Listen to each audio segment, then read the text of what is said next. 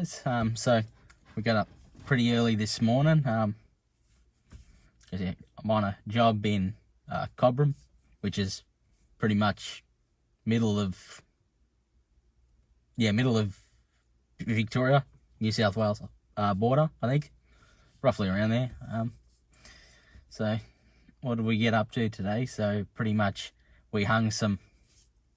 Well, by we I mean I hung two cassettes, two small little fans.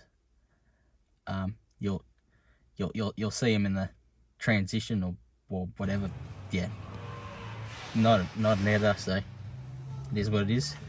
And then we also hung a chilled unit and plenum and supply run, which is above a cool room.